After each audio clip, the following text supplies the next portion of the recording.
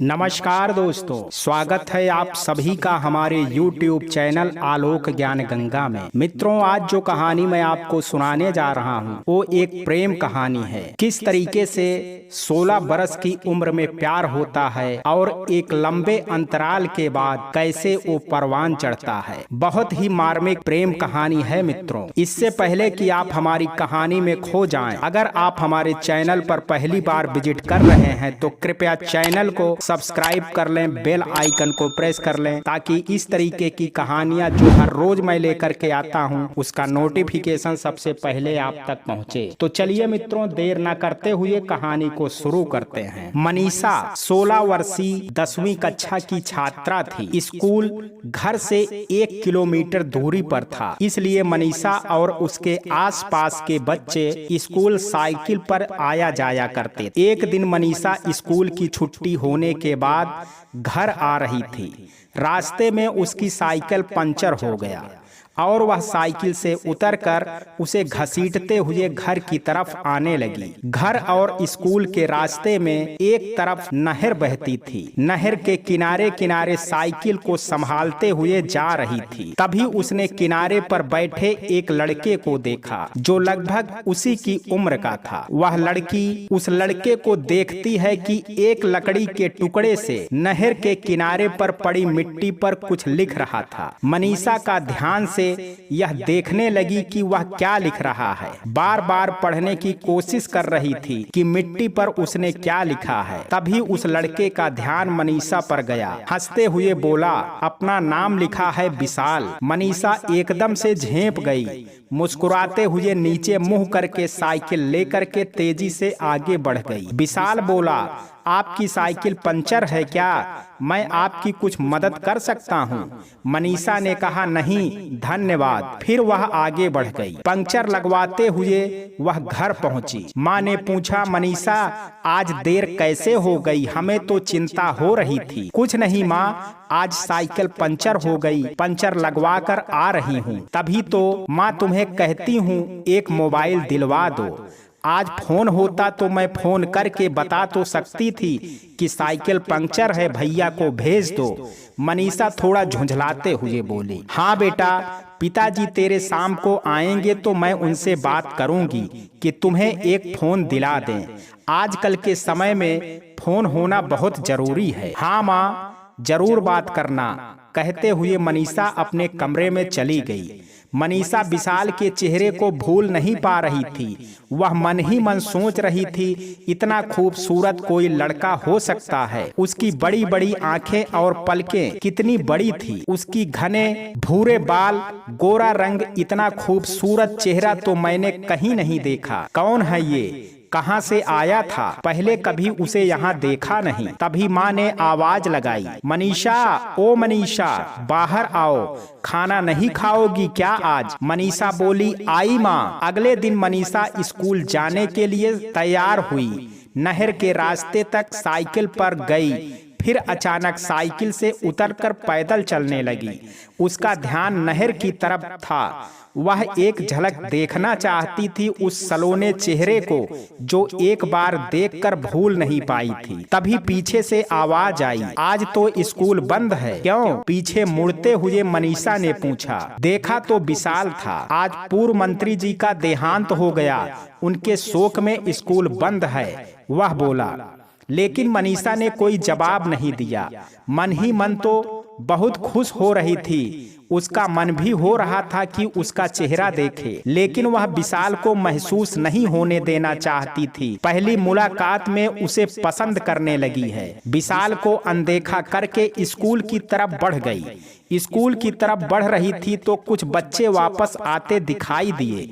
उन्होंने भी यही कहा कि स्कूल की छुट्टी हो गई है, लेकिन मनीषा फिर भी स्कूल तक गई और जब टीचर ने उससे कहा कि आज स्कूल बंद रहेगा तब घर वापस आई। विशाल रास्ते में मिला क्यों? हम पर विश्वास नहीं था क्या? मनीषा ने कोई जवाब नहीं दिया और घर की तरफ बढ़ गई। माँ ने पूछा, क्या हुआ, वापस आ गई? माँ, आज छुट्टी हो गई स्कूल की, पूर्व मंत्री जी का देहांत हो गया। चलो अब आ गई हो तो घर के काम में हाथ बटा दो।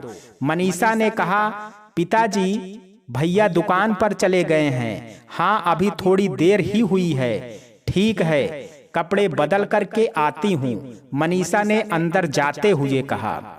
मनीषा माँ के साथ घर के काम करने लगी, लेकिन उसका मन दिमाग में विशाल की आवाज गूंज रही थी। माँ ने टोका, कहाँ खोई है, ढंग से काम करो। काम निपटाकर मनीषा ने कहा, माँ बाहर सब बच्चे खेल रहे हैं, मैं भी जाऊं? माँ ने कहा, देखो अब तुम बड़ी हो गई हो, अच्छी लगोगी बाहर खेलते। माँ सभी लड़कियां ही तो हैं, मैं जा रही हूँ खेलने। कहते हुए मनीषा घर से बाहर निकल गई। बाहर आकर के वह पड़ोस की लड़कियों के संग खेलने लगी। खेलते खेलते एकदम उसका ध्यान सामने की छत पर गया। वहाँ विशाल खड़ा उन्हें खेलते हुए देख रहा था। मनीषा एकदम रुक गई और ऊपर देखने लगी। तभी एक लड़की ने टोका, रुक क्यों गई मनीषा, ऊपर कहाँ देख रही हो? मनीषा बोली, अरे कुछ नहीं, वह लड़का देखो ना, छत पर खड़े हमें देख रहा है। हाँ तो क्या हो गया, उसका मन भी तो करता होगा खेलने का। सभी लड़कियां जोर जोर से हंसने लगी।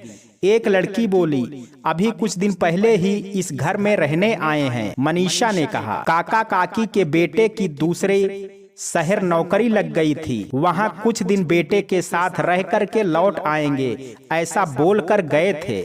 वह लौटे नहीं क्या? अब यह नए लोग यहाँ रहने आए हैं। मनीषा ने थोड़ा उदास होकर के कहा, चलो अब हम घर चलते हैं। कहते हुए सब लड़कियां अपने अपने घर चली गई। मनीषा ने छत की ओर देखा, विशाल अब भी उसे देख रहा था। उसने नजरें झुकाई और घर की ओर आ गई। मनीषा ने आकर के माँ से पूछा, माँ आपने बताया नहीं कि काका के यहाँ नए लोग रहने आए हैं? हाँ शायद मैं भूल गई, तुम स्कूल गई हुई थी, अभी कल ही तो आए हैं। काकी के जानकार ही हैं, उन्होंने बुलाया था जब घर की पूजा की थी, मैं उनके घर गई थी, बड़े भले लोग हैं वो। हर्ष और विशाल दो बेटे हैं उनके, दोनों भले हैं। स्कूल पूछ रहे थे कहाँ दाखिला कराएं बेटों का, मैंने तो कह दिया कि आप खुद ही देखें, मुझे तो इसके बारे में ज्यादा पता नहीं है।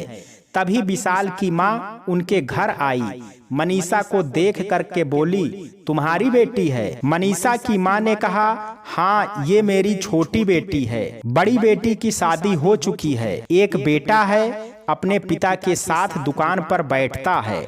हमारी यहाँ पास में बाजार में परचून की दुकान है। यह तो अच्छा हो गया आपने बता दिया, मैं यही पूछने आई थी आपसे, यहाँ बाजार कहाँ है? क्या मेरे साथ चलोगी? एक बार दुकान दिखा दो तो मैं आसानी से सामान ले लिया करूँगी। हाँ ठीक है, मैं चलती हूँ, लेकिन मुझे कुछ काम है तो तुम मेरी बेटी मनीषा को ले जाओ। मनीषा जा तो आंटी के साथ बाजार और अपने बाबा की दुकान पर ले जाना, ठीक है ना? मनीषा चलो चलते हैं। विशाल की माँ बोली, एक झोला ले लो, एक मेरे पास है, दो होंगे तो ठीक रहेगा, सामान लाने में आसानी होगी। मनीषा ने घर से बैग लिया और विशाल की माँ के साथ बाजार की तरफ चल पड़ी। दोनों रास्ते में बातें करते हुए जा रही थी। मनीषा ने बाजार दिखाया, कुछ जरूरी सामान भी खरीदा और बाबा की दुकान से भी सामान खरीदा और घर लौटते हुए विशाल की माँ मनीषा को अपने घर ले आई।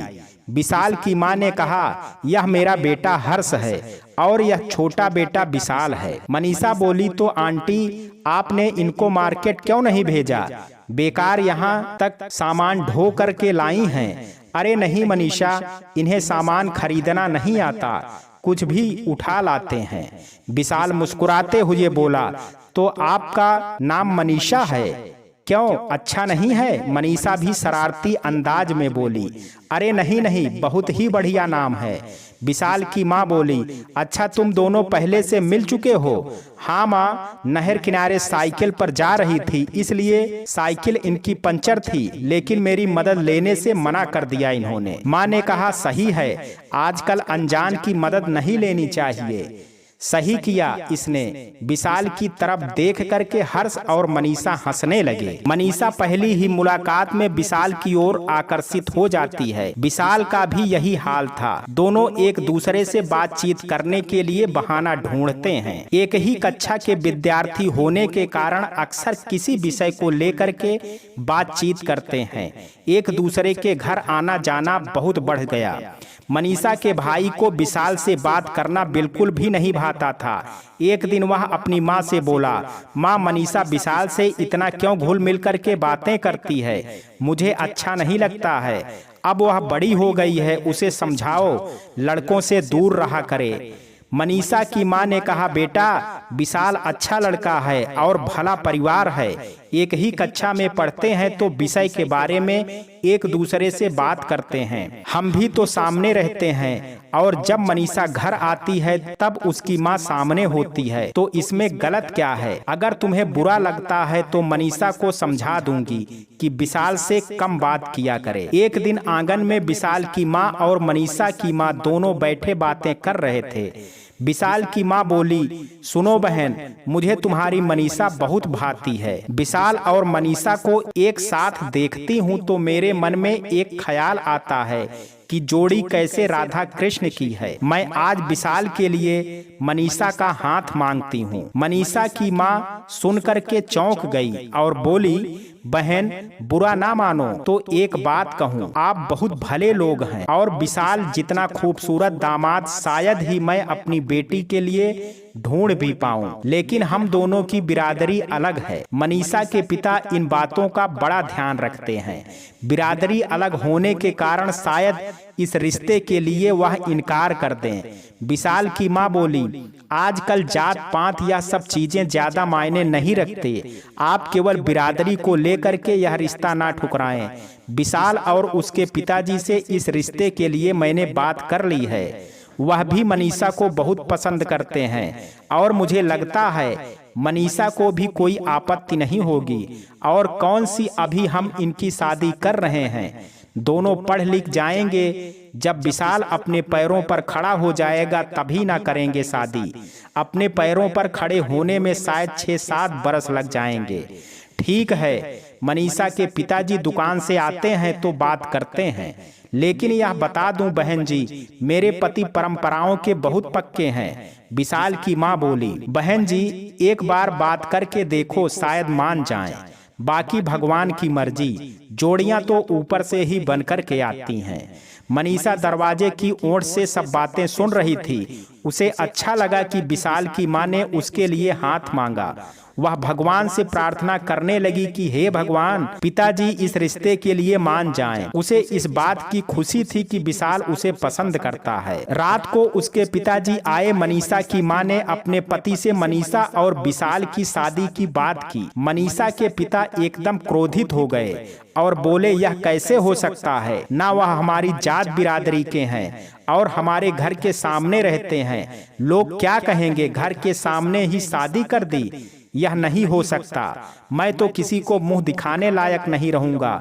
पर विशाल के माँ ने बहुत जोर लगा करके रिश्ता मांगा है। सुनो, लड़का कितना खूबसूरत है और परिवार भी भला है। जात बिरादरी के लिए हम रिश्ता क्यों छोड़ें? और कौन सा अभी शादी के लिए कह रहे हैं? अभी तो पढ़ रहे हैं बच्चे। विशाल कहीं नौकरी करेगा तभी तो शादी करेंगे। थोड़ा सोचने का वक्त मांग लेते हैं। हम भी अपने बिरादरी में बात करके देख लेते हैं। अगर बिरादरी को कोई ऐतराज ना हुआ तो क्या आप यह रिश्ता कर लेंगे? मनीषा के पिताजी कुछ सोचते हुए बोले, शादी में अभी बहुत समय है। अभी उसकी उम्र ही क्या है, 16 बरस की ही तो है। अभी से तुम उसके दिमाग में शादी भर दोगी तो क्या पढ़ेगी? विशाल की माँ से कह दो कि हम कह रहे हैं कि जब शादी की उम्र होगी तब की तब देखेंगे, अभी उनका कोई ऐसा इरादा नहीं है। मनीषा का भाई बोला, माँ, हम तुमसे पहले ही नहीं बोलते थे कि हमें विशाल का मनीषा से बातचीत करना अच्छा नहीं लगता, अब देख लिया ना। माँ बोली, अरे ऐसा क्या गलत हो गया? कोई गलत तो नहीं हुआ है। हमारी लड़की उनको भा गई तो उन्होंने रिश्ता मांग लिया। अब रिश्ता करना ना करना हमारे हाथ है। नहीं मन है तो हम मना कर देंगे कल। मनीषा अपने कमरे में बैठी सब सुन रही थी और मन ही मन सोच रही थी कि आप कुछ भी कर लो, मेरी शादी जब भी हुई तो विशाल से ही होगी। अगले दिन मनीषा की माँ ने विशाल की माँ को अपने पति से हुई सारी बातें समझाते हुए कहा, बुरा ना मानो तो हम ये बात यहीं खत्म करते हैं। मनीषा के पिता बड़े रूढ़वादी हैं। ऐसा ना हो कि कल को मनीषा की आगे की पढ़ाई बंद कर दें। यह सुनकर के विशाल की मां ने कहा, अगर ऐसी बात है तो ठीक है, अब आगे से इस विषय में हम कोई बात नहीं करेंगे। हाँ, यही सही रहेगा। अभी दोनों की उम्र पढ़ने की है। दोनों की पढ़ाई पूरी होने के बाद ही हम इन दोनों के बारे में बात करेंगे। हाँ, यही ठीक रहेगा। हो सकता है उस समय तक मनीषा के पिता का मन बदल जाए। मन बदलना ही चाहिए, क्योंकि मैं तो मनीषा को अपनी बहू मान चुकी हूँ। मैं भी विशाल को अपना जमाई बनाना चाहती हूँ, लेकिन जोड़ियाँ तो ऊपर से बन कर के आती हैं। रब ने दोनों की जोड़ी बनाई है तो उसे कोई तोड़ सकता है, कहते हुए वह विशाल की माँ को गले लग करके सुबकने लगी। अगले दिन मनीषा स्कूल से साइकिल चलाते हुए घर वापस आ रही थी। उसने देखा कि सड़क किनारे पर विशाल खड़ा उसे रुकने का इशारा कर रहा है। उसने साइकिल को ब्रेक लगाते हुए पूछा, क्या हुआ विशाल, इस तरह बीच सड़क पर क्यों रोका? एग्जाम आने वाले हैं, तुम्हारी तैयारी कैसे चल रही है? ठीक चल रही है, रोज किसी एक विषय की पढ़ाई पूरी कर लेते हैं। मैं भी रोज ऐसे ही एक परीक्षा के लिए विषय को तैयार कर रहा हूँ। यह पूछने के लिए तो तुम मेरा यहाँ इंतजार नहीं कर रहे होगे। बात कुछ और ही है। मेरे पिता मुझे परीक्षा के बाद मुंबई भेज रहे हैं। ऐसा क्यों? क्या तुम्हारी अभिनय में है? उसकी बात सुनकर के विशाल हंसने लगा। हंसते क्यों हो? क्या मैंने कोई जोक सुनाया है? जोक नहीं, लेकिन तुम्हारी बात पर हंसी आ रही है। मैंने ऐसा क्या कह दिया? मुंबई केवल फिल्म सिटी नहीं है, बल्कि उस बड़े शहर में पढ़ाई के लिए बड़े कॉलेज स्कूल भी हैं।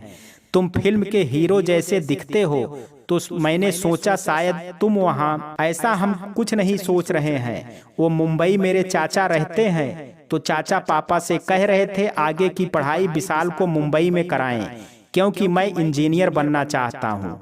तो वहाँ साइंस की पढ़ाई के लिए मुझे किसी अच्छे स्कूल में दाखिला दिला देंगे। अच्छा तुम बताओ, तुम पढ़ लिख करके क्या बनना चाहती हो? मैं तो अध्यापिका बनना चाहती हूँ। मेरा बचपन से ही सपना है कि मैं एक अध्यापिका बनूं। यह भी अच्छा है। तो तुम यहीं रह करके पढ़ोगी या बाहर बड़े शहर जाओगी? अभी तो यहीं पढ़ेंगे, आगे को मालूम नहीं। पिताजी शायद भेज भी दें तो मैं तुम्हें भी मुंबई बुला लूंगा।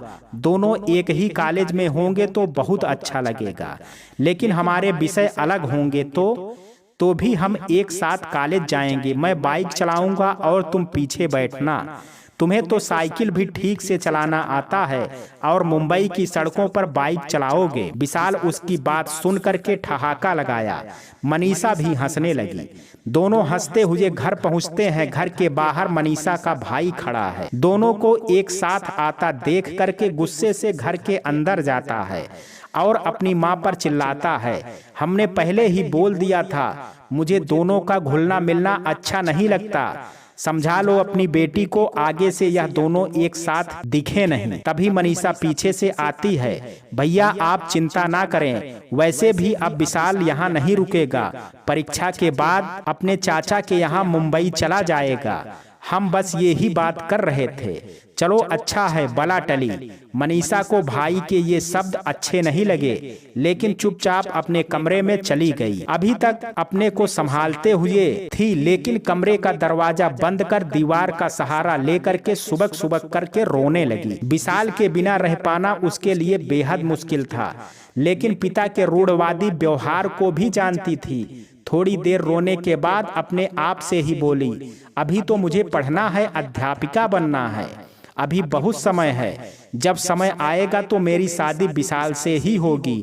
अपने आप को तसल्ली दे। कमरे से बाहर आ गई। माँ ने कहा, मनीषा कपड़े नहीं बदले तुमने? फिर इतनी देर से कमरा क्यों बंद कर रखी है? कुछ नहीं माँ, भाई की बातों का बुरा मान गई क्या? लगता है कमरे से रो करके आई हो। नहीं माँ, ऐसी कोई बात नहीं है। माँ हूँ तेरी, अच्छे से जानती हूँ तुझे। अभी परीक्षा की तैयारी कर, कुछ और सोचने की जरूरत नहीं है। हाँ माँ, मैंने भी परीक्षा में अव्वल आने की सोची है। बस आज से सिर्फ पढ़ाई में ही ध्यान दूंगी। इसी तरह दिन बीतने लगे। विशाल और मनीषा दोनों ही पढ़ाई पर ध्यान दे रहे थे, लेकिन मन में जब एक दूसरे को देखने की इच्छा होती तो विशाल मनीषा दोनों पढ़ाई का कोई बहाना बनाकर एक दूसरे से मिलने बात करते, चुपके चुपके सबसे नजरें चुरा कर एक दूसरे को भी देख लिया करते थे। विशाल अच्छे नंबरों से पास हुआ। मनीषा विद्यालय में अव्वल आई थी। दोनों परिवार बच्चों की सफलता से बेहद खुश थे। विशाल आगे की पढ़ाई करने के लिए मुंबई चला गया। मनीषा ने भी अपना पूरा ध्यान आगे की पढ़ाई पर लगा लिया। कभी कभी विशाल छुट्टियों में घर आता। दोनों एक दूसरे को देखते तो हाल चाल पूछ लेते, पर एक दूसरे से कोई अधिक बात नहीं हो पाती थी। लेकिन आंखों ही आंखों में प्रेम की भाषा समझ लेते थे, क्योंकि प्यार की कोई भाषा नहीं होती है, वह केवल एक एहसास होता है जो केवल प्रेम करने वाला ही इसे जान पाता है। दोनों एक दूसरे से दूर थे। एक दूसरे को प्यार जताने के लिए उन्हें शब्दों या स्पर्श की आवश्यकता कभी नहीं पड़ी। दोनों को एक दूसरे का मन में एहसास रहता था। यही तो आध्यात्मिक प्रेम है। विशाल ने इंजीनियरिंग कॉलेज में एडमिशन ले लिया, लेकिन मनीषा को कभी भूल नहीं पाया। कुछ साल बाद विशाल का परिवार भी मुंबई जाकर के बस गया। दिन बीतते गए। मनीषा के माता पिता को अब उसकी शादी की चिंता सताने लगी। शादी के लिए एक रिश्ता देखा।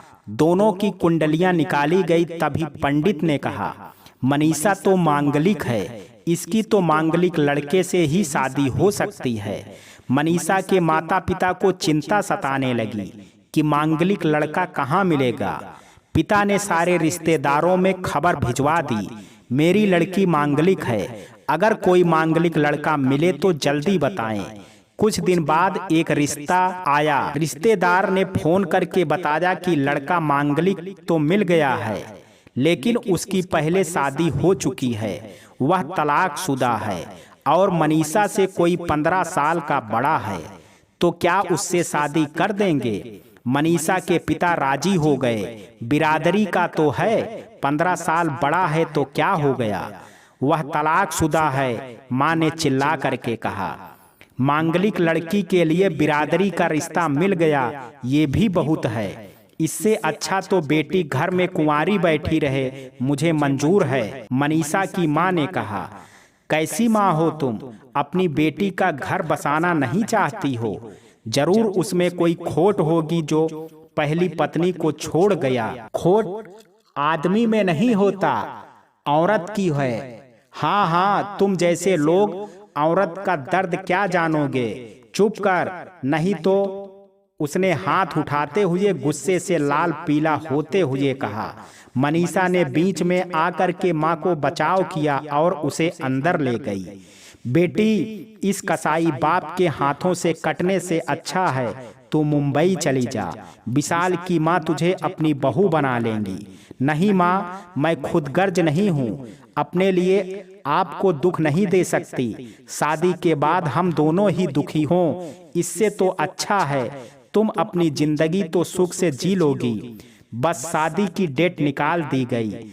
शादी गांव के पुश्तैनी मकान में थी, तो मनीषा और उसके परिवार गांव चले गए। वर्षों बाद विशाल अब चीफ इंजीनियर है। एक सरकारी विद्यालय का पुनर्निर्माण के लिए अहमदाबाद जाता है। निरीक्षण करने के दौरान उसकी मुलाकात विद्यालय की मुख्य अध्यापिका से होती है।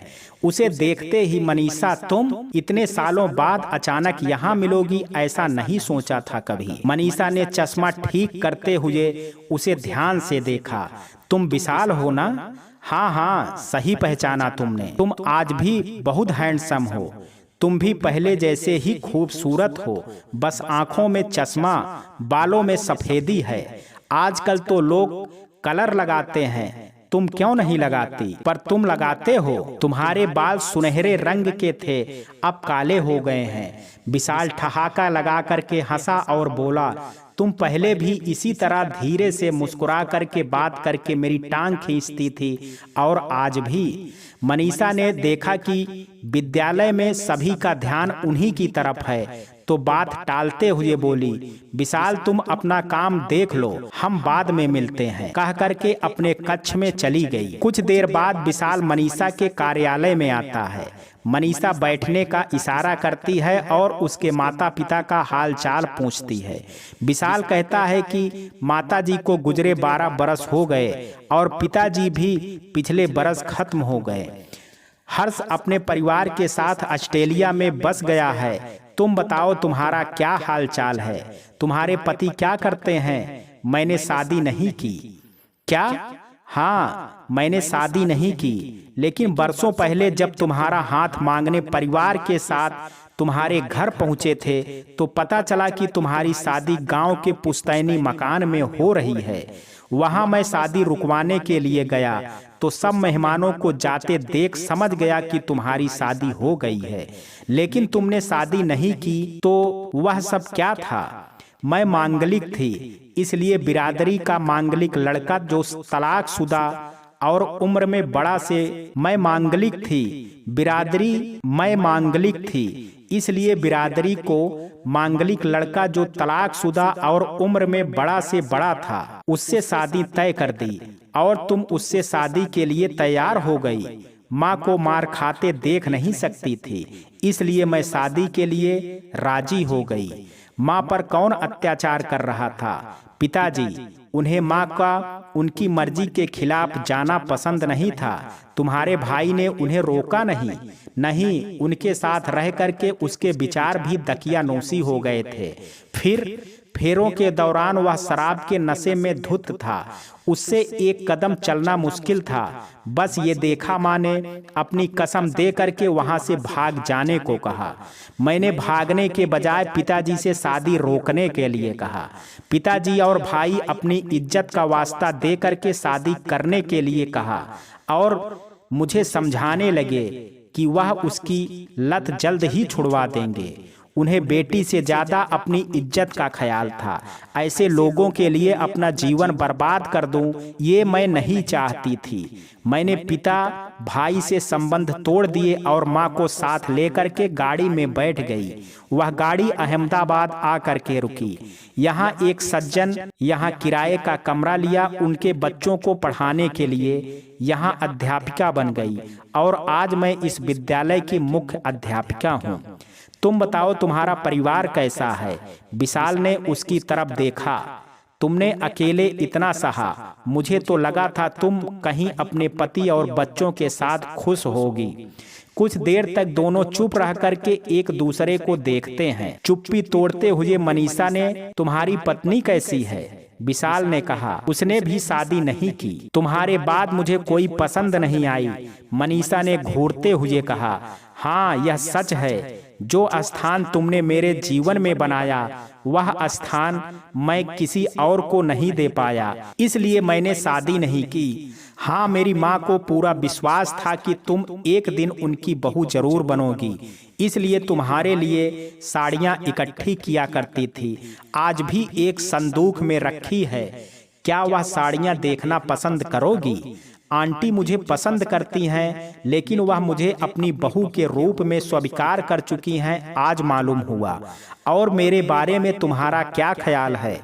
कितने बरस बीत गए, हमने कभी एक दूसरे को शब्दों में प्यार का इजहार नहीं किया, लेकिन मन ही मन जानते थे कि हमें एक दूसरे से प्यार है। यानी कि तुम प्यार का इजहार कर रही हो तो चलो हम शादी कर लेते हैं, लेकिन अब अधेड़ उम्र के पड़ाव में शादी करेंगे तो लोग क्या कहेंगे? इतने भी बूढ़े नहीं हो गए कि शादी ना कर सकें, पर समाज क्या कहेगा? कभी परिवार, कभी जात पात हमारे प्यार के बीच में आ जाता है। अब तुम समाज की चिंता कर रही हो, उस समय यह समाज कहाँ था जब शराबी के साथ तुम्हारी शादी हो रही थी? यदि तुमने शादी को तोड़ने की हिम्मत ना दिखाई होती तो आज कैसा जीवन होता तुम्हारा? शायद घुट घुट करके मर रही होती। मनीषा उसकी बातें सुन करके सोच में पड़ गई। उसे सोचते देख करके विशाल ने कहा, अब बस, अब और किसी के लिए मैं तुम्हें खोना नहीं चाहता। अपने ख्वाबों के कारवां को यहीं विराम देते हैं और आगे का जीवन एक साथ व्यतीत करते हैं।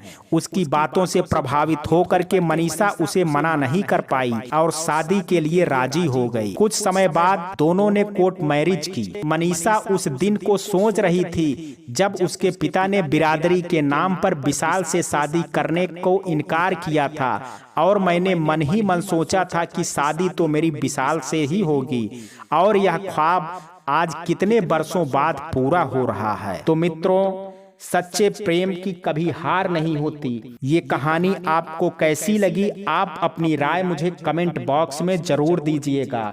वीडियो अगर पसंद आया हो तो वीडियो को लाइक, शेयर और चैनल को सब्सक्राइब करना ना भूलें। कल मिलते हैं एक नई कहानी के साथ, तब तक के लिए जय हिंद, जय भारत।